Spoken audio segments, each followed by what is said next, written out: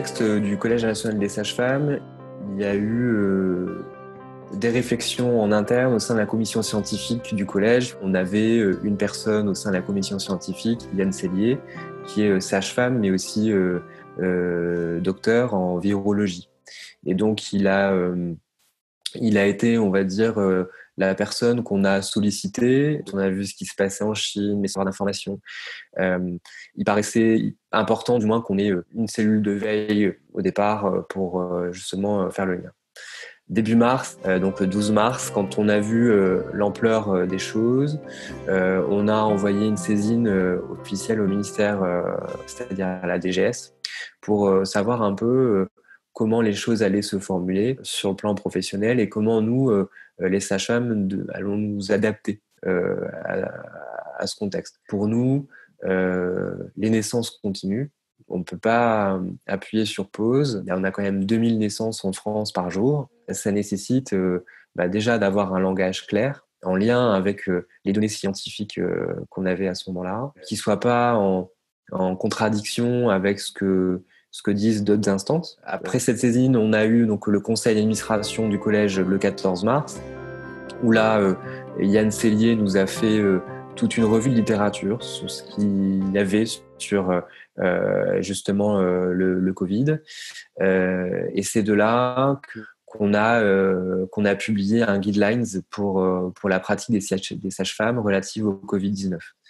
Et donc, il a permis que les sages-femmes déjà comprennent comment elles allaient devoir adapter leur organisation. On a été assez réactifs, puisque je pense qu'on a été assez, par rapport aux autres instances, c'est nous qui avons, on va dire, publié en premier des éléments, on va dire, assez pratiques. Ça a été plutôt bien interprété, parce que on avait lancé donc une enquête Covid Flash 1. Cette enquête a été lancée le 14 mars. Ça nous a permis de voir déjà si notre discours a été compris, et puis par ailleurs de voir s'il fallait réévaluer en termes de communication par la suite notre stratégie. Ensuite, on a énormément insisté auprès du ministère pour adapter davantage et de donner tous les moyens nécessaires aux professionnels de continuer une pratique, parce que, comme je vous le disais, en matière de périnatalité, mais aussi en matière d'orthogénie, parce que les sages-femmes sont habilitées à faire l'IVG médicamenteuse, il fallait que ces actes soient tout de même accessibles, parce qu'il était hors de question que en période de crise coronavirus, on ait affaire ensuite à des dommages collatéraux qui allaient de toute façon émerger avec le confinement, puisque le confinement, certes, est le meilleur rempart contre le Covid-19 à ce moment-là, mais néanmoins, on sait que le confinement peut aussi augmenter le risque d'isolement social et familial. Et pour nous, si vous voulez, on a la première complication dans le domaine périnatal aujourd'hui et la dépression postnatale. Nous, c'était extrêmement important de rendre accessible justement tous les services, surtout au niveau postnatal. Les échographies devaient se maintenir, et donc il a fallu aussi qu'on adapte un discours spécifique par rapport aux échographistes, le rôle des accompagnants, la place des accompagnants. Il y a eu énormément de questions, on va dire, qui auraient pu être anticipées. Par exemple, le masque en tissu, au départ, on était très, très, très frileux. On voyait ça comme une sorte de méthode dégradée de protection. C'était aussi en relation avec un manquement de l'État par rapport à l'attribution des masques chirurgicaux. Donc, nous, au sein du collège, on a insisté auprès du ministère pour avoir déjà, d'une part, des masques. Donc, on a eu longtemps que 6 masques chirurgicaux par semaine. Donc, vous entendez bien que pour nous, accueillir en échographie les accompagnants, c'était pas possible. Il a fallu aider, accompagner les sages-femmes dans des systèmes D, d'où la création d'une cellule de crise qui a été effective du coup le 20 mars 2020. La crise, on la vivait différemment en fonction des territoires. Il y avait le Grand Est, évidemment, qui était, on va dire, la région qui nous préoccupait le plus. Ensuite est venue l'Île-de-France. Dans une crise, ce qui est surtout important, c'est quand on est professionnel, c'est de se sentir épaulé, soutenu, mais que ce soit des messages qui soient cohérents et qu'il n'y ait pas d'injonctions contradictoires. Donc cette cellule de crise, elle s'est tenue à 7h30 tous les 3 jours. Tout l'intérêt de cette cellule de crise, c'est d'avoir des points d'alerte et d'avoir un temps de réflexion pour qu'ensuite on puisse transmettre ces éléments à la commission scientifique et donc aux 3 experts qu'on avait dédiés à la cellule de crise. On avait au sein de la commission scientifique du collège, donc Yann Sellier, qui a été la personne qu'on avait sollicitée au départ, et ensuite Laurent Gaucher et Claude Baranzinski, qui sont tous les deux sages-femmes et docteurs en épidémiologie. Sur le volet scientifique, il nous fallait en tout cas des experts. L'idée, c'était justement d'apaiser les choses de manière à avoir une ligne directrice qui soit conforme à l'image d'une société savante, quoi. Le 23 mars, on a eu l'autorisation de la téléconsultation pour les sages-femmes, donc ça a été une bonne nouvelle. De toute façon, je vais vous dire, déjà les sages-femmes le faisaient sans autorisation. Il y avait une grosse demande aussi pour rassurer, donner des informations relatives au Covid. Un élément qui pour nous était préoccupant, c'était l'avis du Haut Conseil de santé publique qui disait que les patientes, les femmes enceintes, 3e trimestre, étaient des personnes vulnérables. Il y avait cette notion d'avoir un point de vigilance, d'avoir un screening, c'est-à-dire une enquête auprès de tous les patients pour voir s'il y avait des facteurs de risque, pour émettre un screening qui ne mette pas en difficulté les usagers, parce que l'idée, c'était pas d'encombrer la salle d'attente, l'idée, c'était d'éviter les déplacements non nécessaires. Il était évident que la téléconsultation était un élément majeur pour pouvoir assurer un suivi de qualité.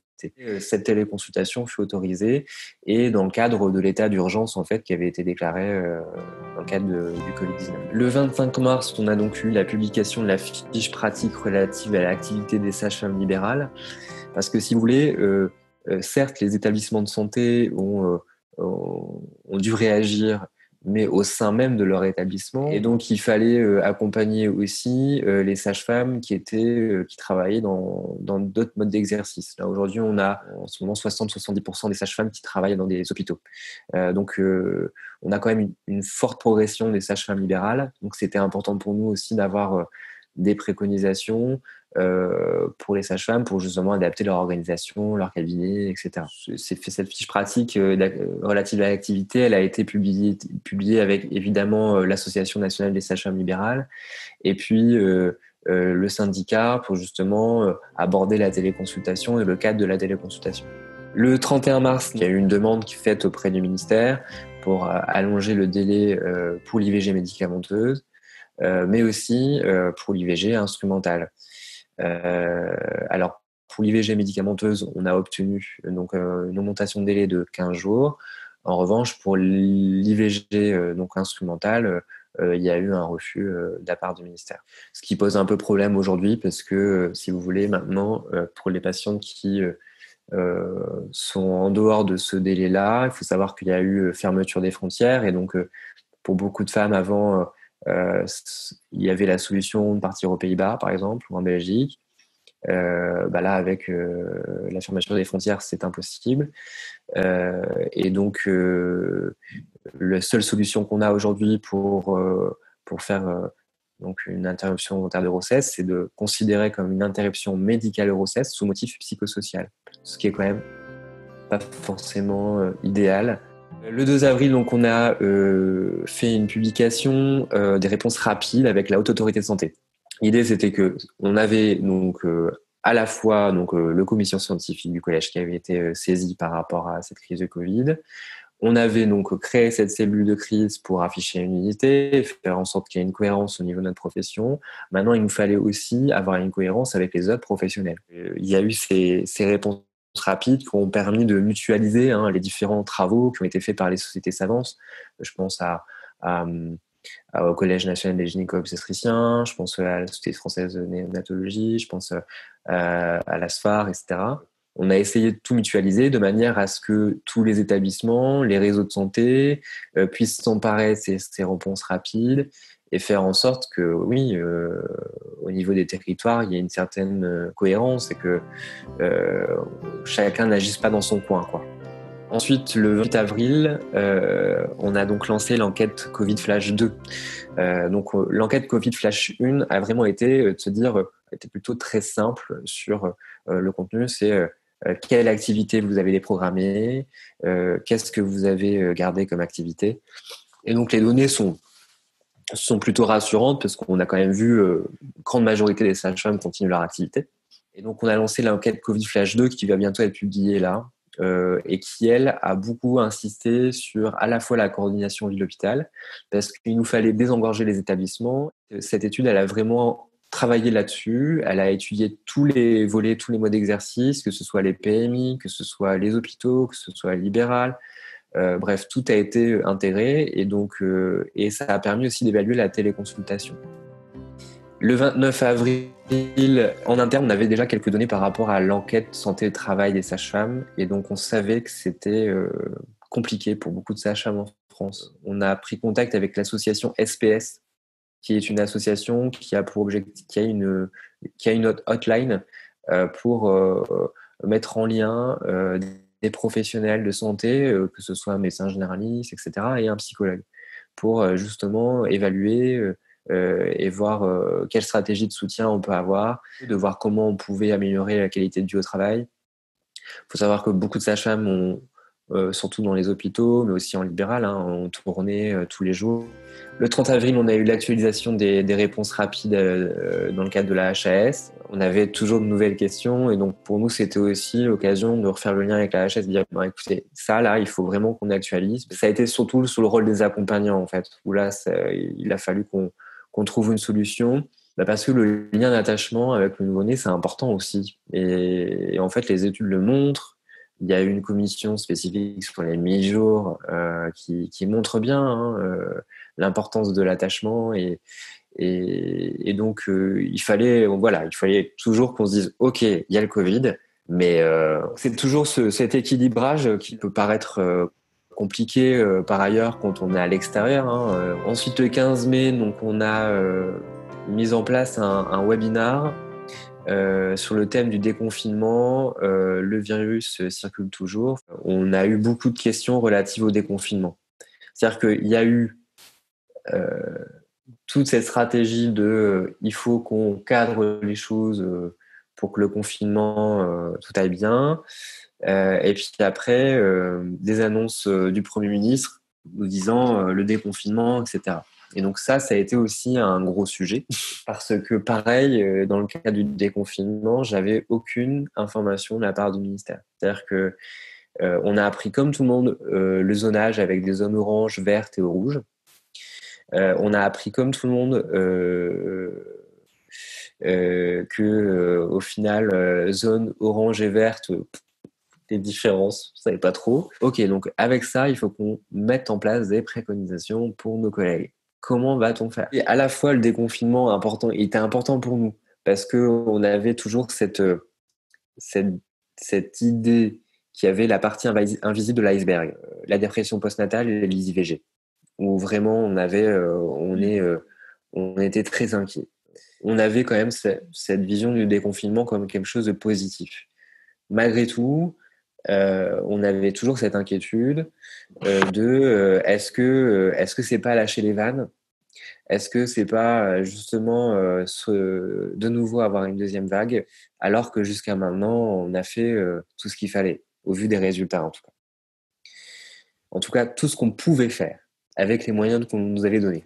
Et donc là, au niveau du déconfinement, on a fait un webinar, on a eu à peu près 5000 sages-femmes connectées, donc ce qui est quand même pas mal, de 16h à 19h, où on avait toutes les personnes de la cellule de crise qui se sont exprimées. On s'est dit, waouh, quel chemin parcouru en fait. On n'a pas vu le temps passer, mais on a formé une belle équipe. Et ça a permis pour nous aussi au collège d'émettre des préconisations sur le déconfinement.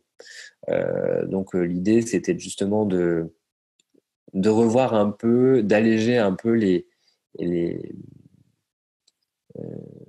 le temps de téléconsultation, de remettre en place tout ce qui était suivi gynécologique de prévention avec pose de stérilet, contraception, etc. Ce guide, ces préconisations-là pour le déconfinement sont accessibles sur notre site internet. Évidemment, ensuite, l'idée, ça a été d'adapter ensuite les préconisations de l'HAS sur le déconfinement. On a toujours fait cette étape. D'abord, on gère au niveau intra-professionnel et ensuite on essaie de confronter en tout cas les différentes préconisations qu'on avait chaque société savante émise. Aujourd'hui, alors cette frise est terminée, mais on a encore d'autres choses qui ont été faites. On a eu un travail aussi avec le Collège français d'échographie fétale, parce qu'il y a eu tout un débat sur la place de l'accompagnant en échographie. L'échographie en elle-même était un acte à risque, en fait. Dans le document qu'on a fait sur le déconfinement, on a listé tous les actes que faisaient les sages-femmes, à savoir si c'était des actes à risque ou pas, de manière à ce qu'il y ait des moyens de protection qui soient adaptés en fonction du risque ou pas. L'idée, c'était justement de reprendre toute l'activité, mais avec une réelle attention sur les mesures de protection, que ce soit pour les usagers, mais aussi les professionnels. Au sein du collège des sages-femmes, on a été très clair. Pour nous, le rôle de l'accompagnant était important lors de la naissance. Aujourd'hui, on en est où? Alors, on a toujours cette veille scientifique sur le Covid, avec ces 3 personnes que j'ai citées tout à l'heure, donc Laurent Gaucher, Colin Barazinski et Yann Sellier. Et on reste en lien avec la HAS pour évaluer nos réponses rapides s'il le faut. On a ces 2 enquêtes qui nous permettent de pouvoir avoir du recul. Alors ça a été fait en lien avec le Collège national des généralistes enseignants. C'est Anne Rousseau qui est sage-femme et maître de conférence. En fait, fait partie du groupe Accord qui réfléchit sur toute une stratégie de recherche dans les soins primaires. Et donc Anne Rousseau a été mise dans la boucle de cette Covid flash. Et tout de suite, on a dit banco, on y va. Il faut. Et en fait, génial. Ce qu'on ressent aussi après cette crise, c'est les réelles synergies. Moi, par rapport aux soins primaires, vous voyez, là, je suis encore plus convaincu que je ne l'étais avant. Ces 2 enquêtes extraordinaires, ça nous a permis d'avancer. Malgré tout le contexte, on a quand même réussi à trouver le temps d'étudier nos process, quoi. Et c'est génial. On ne sait pas comment sera notre avenir. Est-ce que le Covid-19, c'était un temps d'essai avant une crise d'Ebola? On ne sait pas. Et donc, il faut qu'on tienne rigueur de leçons, pas seulement dire les pouvoirs publics n'ont pas fait leur boulot. Alors là-dessus, évidemment, il y aura forcément des choses à dire. Mais en tout cas, nous, il était important, professionnel, qu'on se dise est-ce qu'on a bien fait les choses? Est-ce qu'il y a des axes d'amélioration? Voilà. Est-ce que une saisine officielle de la DGS serait vraiment la meilleure solution au départ? Là, je suis pas sûr. Donc l'idée, c'est du moins de réfléchir à comment améliorer notre axe en gestion de crise. On a été surpris, mais on n'a pas été sidérés, en tout cas. Il y a eu une réaction. La difficulté principale, si vous voulez, c'est que le ministère de la Santé avait le monopole des décisions. Tous les soirs, on avait la DGS qui nous faisait un point d'étape, et ensuite, on avait des décisions gouvernementales, etc. Mais néanmoins, on n'avait pas d'interaction directe avec ce fameux conseil scientifique. Enfin, okay. Si vous voulez, en tant que société savante, on était... en fait, on avait les informations comme tout le monde. On a une société savante qui est structurée et chaque profession, heureusement, a des organisations qui permettent de répondre et d'émettre des choses. Mais imaginez s'il n'y avait pas eu ça. c'était pareil, quoi. Enfin, j'ai envoyé des mails au ministère, mais sur les masques, mais j'ai eu aucune réponse. Aucune. Je pense que eux aussi ont été pris au dépourvu. Enfin, j'essaie du moins de trouver des explications, mais en tout cas, si jamais ça devait se répéter, il va falloir que vraiment ils réfléchissent autrement. Parce que Ouais. ça, une deuxième fois, c'est pas possible. Là, c'est un exemple tout bête, c'est quand j'ai eu Clermont-Ferrand lors d'une cellule de crise. Euh, on avait eu le Grand Est juste avant où c'était la catastrophe. L'Île-de-France qui commençait à trembler parce qu'on ouvrait des services de réa partout parce qu'on n'arrivait pas. Et, et Clermont-Ferrand, maintenant j'en rigole, mais à ce moment-là, on rigolait pas trop. Il disait, bah, nous, on a une énorme tente sur la place de Jaune, mais il n'y a personne. On l'a bien vu, ces inégalités territoriales. On l'a bien vu, le fait que finalement, moi, je travaille en Seine-Saint-Denis. Enfin, les mesures de confinement, au départ, on était malades. On était malades. On voyait bien que les mesures de confinement ne pouvaient pas fonctionner. C'est un territoire différent et donc il faut avoir une politique de prévention différente. On l'a bien vu, quelque part, quand je parle des systèmes D, bah, en fait, c'est le réseau local, quoi. C'est le réseau local qui a fonctionné. C'est pas la, c'est- Et en fait, oui, mais je pense que c'est vraiment le Premier ministre hein, qui a vraiment une vision jacobine hein, où tout doit être centralisé. Euh, je pense que c'est vraiment le pouvoir public, hein, ça vient d'en haut, hein, cette idée que c'est l'État qui doit dire aux autres comment on doit faire. Et si on regarde l'Allemagne, où ils fonctionnent par land, bah leur raisonnement est meilleur. Hein. Après, moi, il y a une vraie question, c'est les ARS, hein, parce que les Aussi, oui. ARS, on les a pas forcément entendus hein, au début de la crise, même pendant, en fait. Alors certes, moi, je vois d'autres professionnels, mais je vois pas tout le monde. Mais finalement, la réaction qu'on a et l'analyse qu'on a là, finalement, bah, on l'a un peu tous. Donc c'est important de savoir.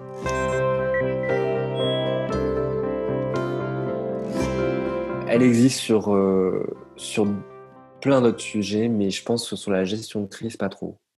Et Ok. ça, c'est vraiment un sujet dont on va devoir parler. L'idée, c'est oui, je pense qu'en termes de gestion de crise, ils sont pas trop faits pour ça. Ça nous a pas apporté grand-chose. Nous. En revanche, ils ont fait sur leur site internet ICM, ils ont répertorié tous les travaux qui ont été faits à l'international. J'ai pu faire le lien avec les 3 experts, leur dire tac, d'ailleurs, mettez vos travaux Oui. ici, renseignez-vous par rapport au Royal College of Midwife en Angleterre. Enfin, l'Italie était aussi pour nous important. Hein, c'est-à-dire que beaucoup de données euh, sur le volet périnatal, on avait un D'accord. gros focus sur l'Italie, quoi. Aussi, Ouais, c'était ouais. important pour nous de savoir vraiment ce qui se passe. J'ai pas dit aussi, hein, mais évidemment, on a eu des réunions avec les organisations internationales, donc avec euh, l'International Confederation of Midwife. Yes. J'avais interpellé justement cette organisation, à savoir si bah, ils n'avaient pas des éléments pour justement bah, voilà, avoir aussi, comme vous disiez, c'était pas des articles, mais du moins c'était une manière de sentir la température, de voir si il fallait avoir un degré de vigilance supplémentaire sur tel ou tel sujet.